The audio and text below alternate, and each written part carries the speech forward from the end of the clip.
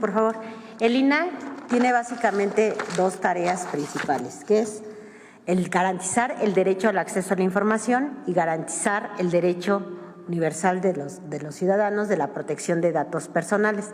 Estos dos derechos se mueven de manera contraria.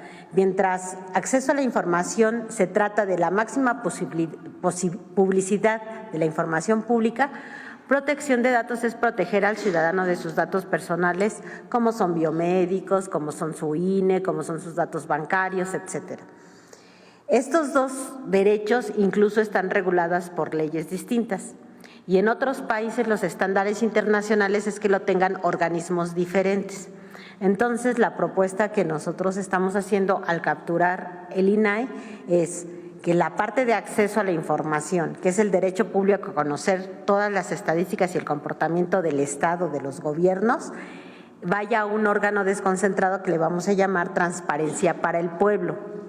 El caso de protección de datos, desde hace mucho tiempo, desde que apareció aquel IFAI, cuando todavía ni siquiera era el INAI, venía un transitorio en la Constitución que decía la parte de datos personales, sobre todo los que son particulares, van a corresponder al Ejecutivo.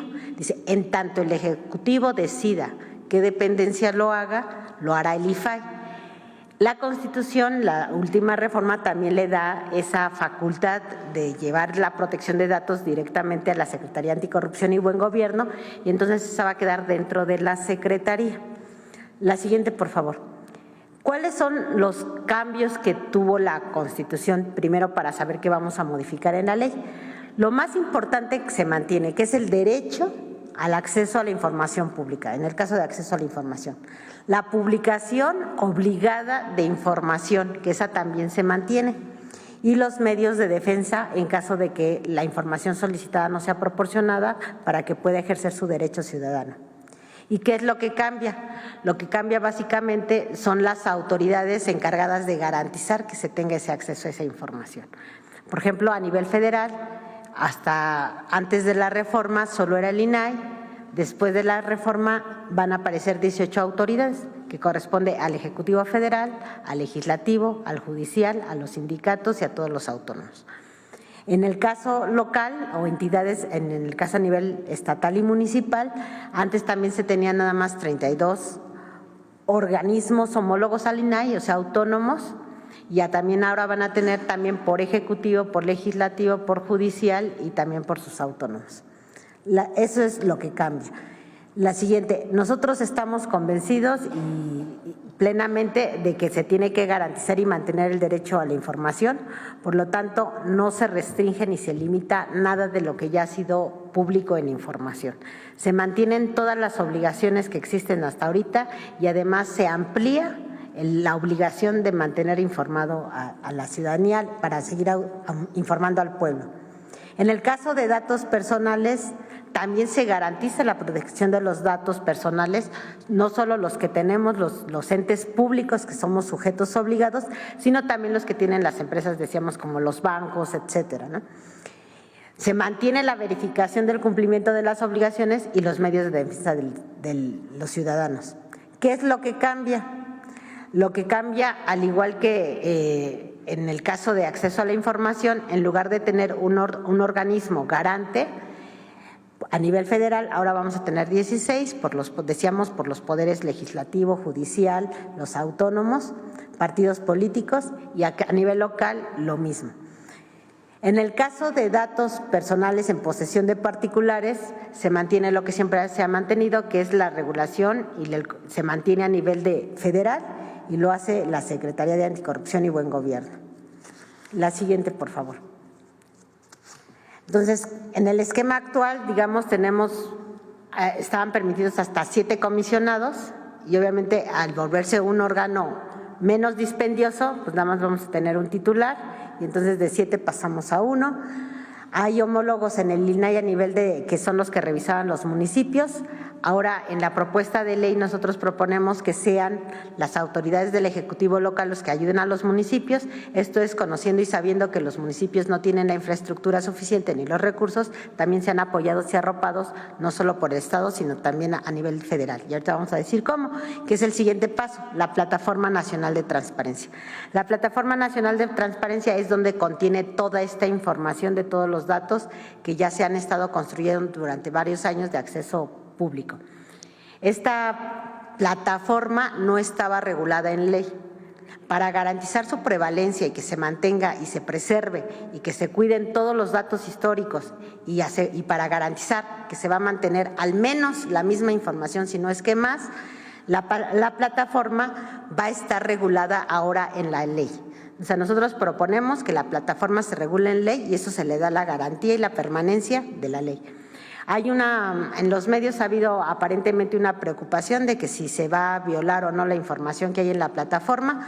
Nosotros ya estamos en pláticas con los comisionados del INAI y lo que acordamos es que en el caso de la plataforma, cuando nos la entreguen, le vamos a poner un validador criptográfico. ¿Y qué es eso? Es como la huella digital de la base de datos. Es decir, si en algún momento alguien pudiera pensar que se violó la información, se puede hacer una auditoría forense tecnológica para ver si estaba o no estaba desde origen. Entonces, con eso garantizamos que no se pierda nada de la información, que toda la información se mantenga y además que la plataforma continúe porque va a venir en ley. La siguiente, por favor. En el esquema actual, decíamos, el particular puede impugnar las resoluciones del INAI, es decir, si alguien no le da acceso a la información, va al INAI y le dice, oye, yo necesito que esta persona cumpla con su obligación de proporcionar información. En el nuevo esquema, pues como ya no está el INAI, la parte local se va a resolver a nivel local, la parte federal a nivel federal y en el caso de los recursos federales, en una armonía con el artículo 134 constitucional, toda la información que esté relacionada con recursos federales puede ser atraída o atendida a nivel federal por la Secretaría Anticorrupción y Buen Gobierno. Anteriormente también cuando se iban a la última instancia, digamos, el juicio de amparo se resolvía por jueces administrativos. La nueva ley propone que los juicios de amparo se resuelvan con jueces especializados. ¿Esto qué quiere decir?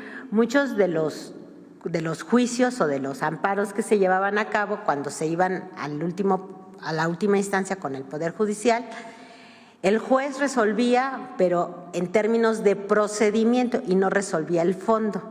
¿Esto qué quiere decir? Se pedían a lo mejor una información, supongamos que el ciudadano tenía derecho a esa información, en lugar del juez de resolver sobre si tenía derecho o no la información, resolvía sobre si el procedimiento se había hecho bien o mal y reponían el procedimiento en lugar de obligar a entregar la información.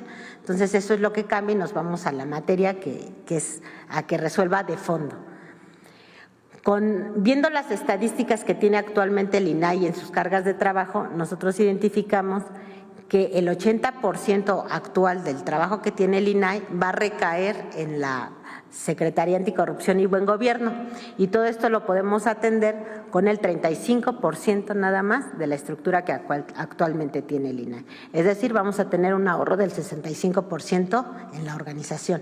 La siguiente.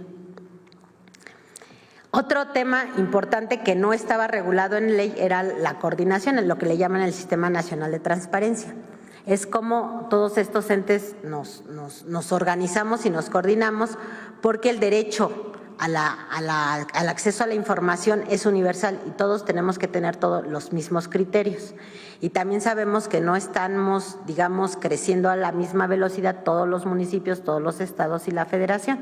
Entonces, con el ánimo de que también permee toda la política de manera generalizada a los municipios, a los estados y a nivel de gobierno federal y que resulte menos costoso también para municipios y para estados y que se pueda garantizar la información, pues lo que nosotros estamos proponiendo es que en la ley también se incorpore cómo puede funcionar el Sistema Nacional de Transparencia para obligar a una coordinación y obligar a una coadyuvancia de la federación también hacia estados y municipios.